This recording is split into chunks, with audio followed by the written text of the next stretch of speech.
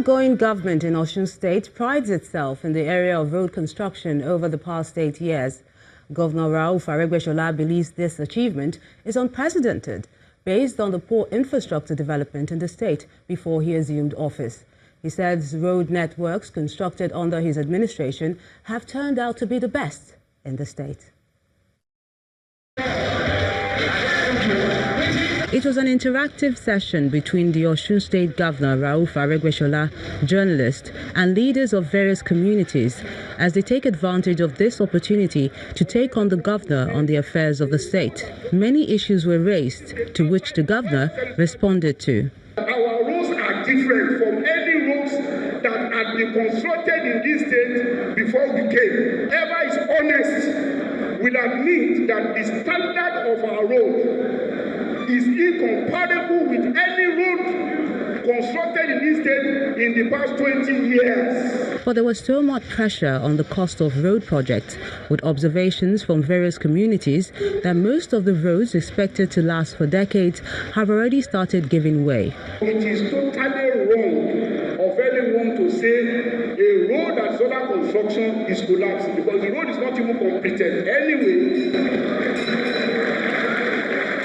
Before now, there had been speculations that the incumbent governor and the governor-elect were at loggerheads, but Mr. Oyetola clears the air on this issue. Ogbeni remains my leader. He's a man that gave me the opportunity of being the chief of staff, and there was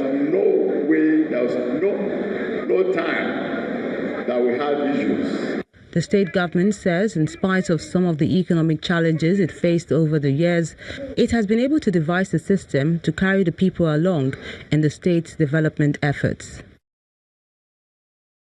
From politics to health matters now, the Chief Executive Officer of the Nigeria Center for Disease Control, Dr. Chikwe Ihekweazu, has been speaking on the significance of the law establishing the agency, which has recently been assented to by the President.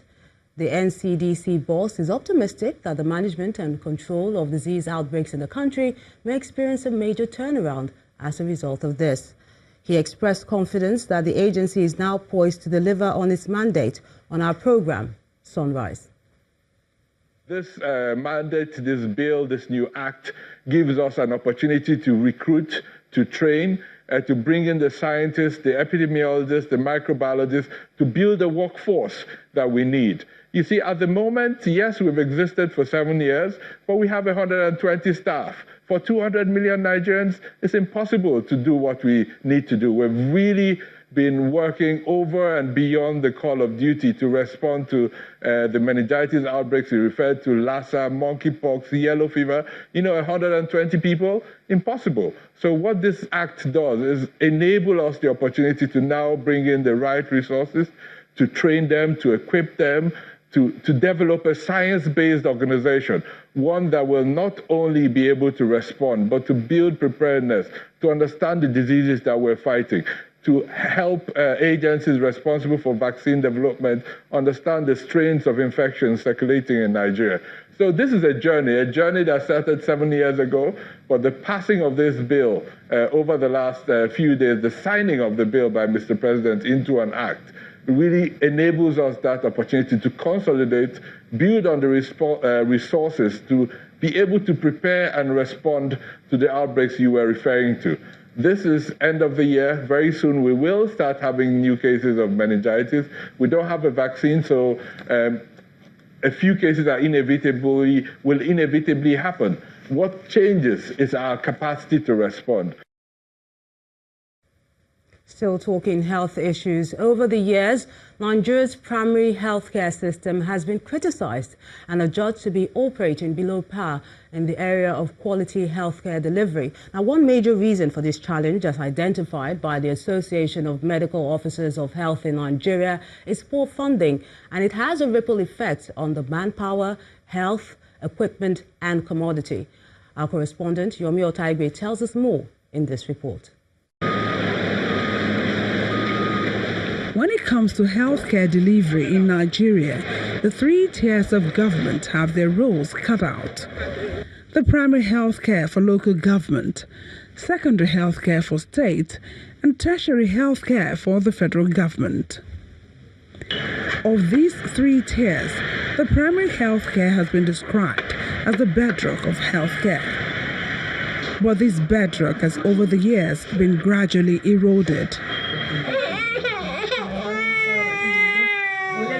Addressing the challenges facing primary health care is the reason for this gathering of the Association of Medical Officers of Health in Nigeria. Under the jurisdiction of every primary health care center in the 774 local government areas in Nigeria is the provision of promotive, preventive, curative, and rehabilitative health services.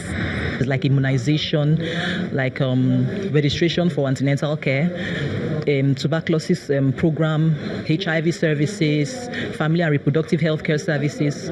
Most of these services take place at the primary health care level. But because of so many factors, people don't like going to those healthcare facilities. Some of these negative factors are not far-fetched. Ignorance is first the first problem. If all the countries of the world have identified primary health care as a strategy for attaining their health goals of health for all, and then for socio-economic development, and in Nigeria, we still feel primary health care is for people who cannot afford quality services in private facilities or in general hospitals. And then even the resources we allocate to primary health care shows that we have not prioritized primary health care. These challenges in Nigeria's primary health care may have contributed to the country's poor health indices. According to figures from Nigeria's Demographic and Health Survey 2013, 1 in 8 children does not survive its 5th birthday. Maternal mortality ratio is put at 576 per 100,000 live births, while only 25% of children aged 12 to 23 months get full immunization. We must develop the community nurse maid assigned to every ward. And he knows them. They know her. They can reach her anytime. And so when you want to plan the health service there, the people are involved and they tell you what they want. Just like Mr. President did for watch sector, declare a state of emergency in primary health care. Then 2, bring all stakeholders together to identify how do we want to go. Review our system, our health system, and then allocate resources appropriately to that sector. Human resource for health, provide incentives for PAC workers. Nigeria's Minister of Health, on assumption of office, had expressed the desire of the federal government to revitalize 10,000 primary healthcare centers across the country for a start. How well this has been achieved and what impact it may be having on the centers that ought to take care of 80% of the people's health needs will be assessed at the end of the current administration. Yomi Otaibo reporting for Channels Television News. A boat conveying 29 passengers has capsized in Tafa River in Mount Ipokia local government area of Ogun State, resulting in the death of 11 people. The Ogun Police Command Public Relations Officer Abimbola Oyeyemi confirmed the incident, blaming it on the overloaded boat. He adds that the boat was traveling at night without headlamp and had a head-on collision with a pillar in the river. An eyewitness, however, linked the cause of the accident to a faulty engine, adding that the boat was already in the middle of the river, ferrying passengers and their goods from the Badagry area in Lagos to Ogun State when the incident occurred. The Commissioner of Police, Ahmed Isaliu, has directed that the divisional police officer should enforce that boats must have life jackets with more than its capacity. And with the rains abating, the Anambra State Governor, Willie Obiano, has directed all contractors handling projects across the state to return to site. The governor gave the assurance that the reconstruction work will be carried out on most of the roads in the state and said this will be done before the Yuletide to enable easy movement of travelers. The governor said this while inspecting various road and bridge projects in different zones in the state. Governor Willie Obiano arrives the Nengo Bridge in Oyi local government area in Anambra North Senatorial Zone for an unannounced inspection. As expected, work is underway, and the State Commissioner for Works assures of a swift completion. The contractor, from all indication from the discussion we had, is back to site, and because of the importance of this bridge, after paying them, they've been paid. The contractor was seriously paid, and we made sure that he's on site because of the money he received. Governor Obiano is satisfied at the pace of work, emphasizing the economic importance of the project. By the time this road is done, you'll see that all these wide, fine expanse of land will attract investors to other sites, real estate companies, or what have you here. The team moves to the South Senatorial Zone to inspect another ongoing road construction in Nnewi South local government area. So focus on this. The Speaker of the State House of Assembly, whose constituency is a beneficiary of the project, is appreciative of the governor's gesture.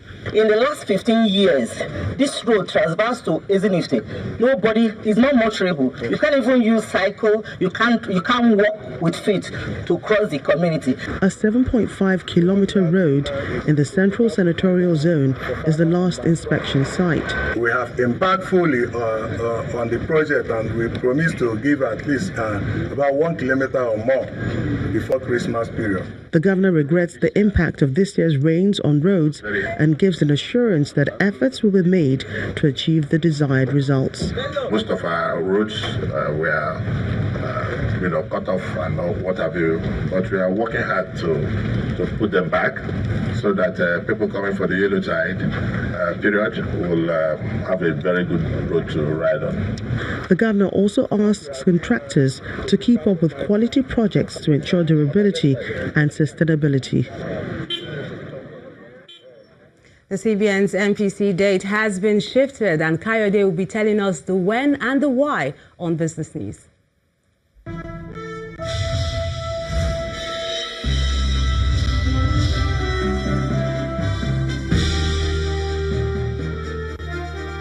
That's right, Melinda. You're welcome to Business News. Nigeria's Central Bank Monetary Policy Committee has shifted its last rates decision meeting for the year, and this is in observance of the Muslim holiday announced by the federal government for November the 20th. The two-day meeting, which was earlier scheduled to hold next week on November the 19th and 20th, will now hold on November the 21st and 22nd.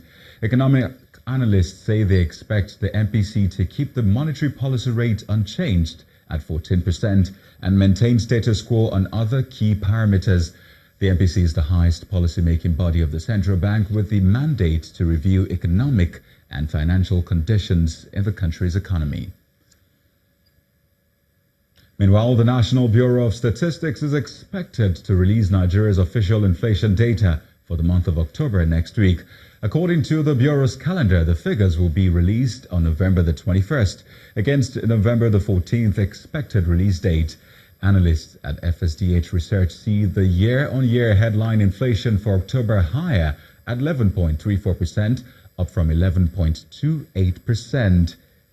Similarly, analysts at Financial Derivatives Company expect the rate to increase by 0.07% to 11.35%, which will both mark the third consecutive month of rising inflation. And moving on, South Africa's Reserve Bank is expected to keep its interest rate unchanged at its upcoming monetary policy meeting on November the 22nd. In a poll taken last week by Reuters, 16 out of 26 economists forecast that South Africa's central bank will keep its repo rate at 6.50%, while the rest opted for a 25 basis point hike. At the last meeting, 4 members of the Monetary Policy Committee voted for no change and 3 for a 25 basis point increase.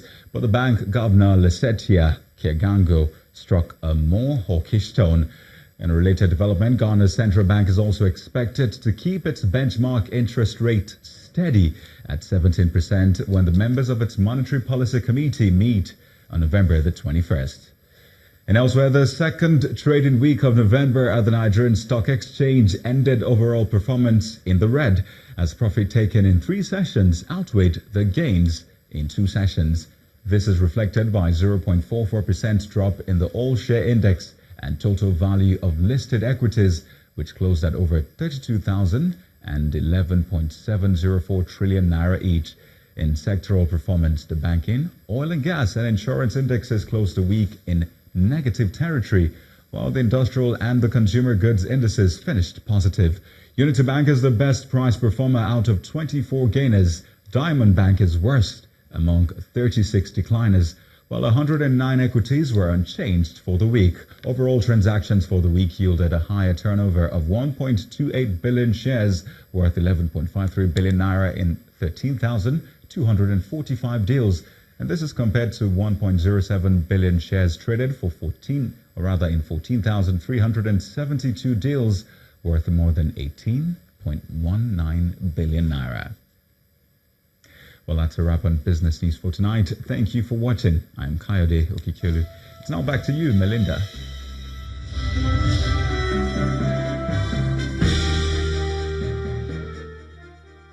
Many thanks, Kayode.